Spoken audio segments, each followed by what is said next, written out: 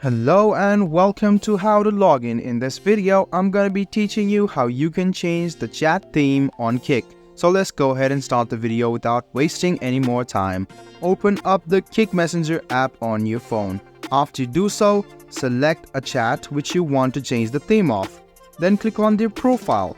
After you do so, you can see the Change Chat Theme option. Go ahead and tap on the chat change and you can see the display over here. So if you want to change the theme, you can easily select the theme which you want. So you can see there are a lot of themes over here. You can select which one you want to choose.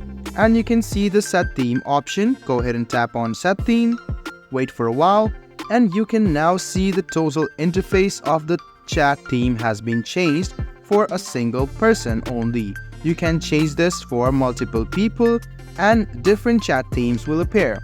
So guys, I hope this video about how you can change the chat theme on Kik Messenger was helpful for you. If you still have any kind of confusion, please do mention us on the comment section down below.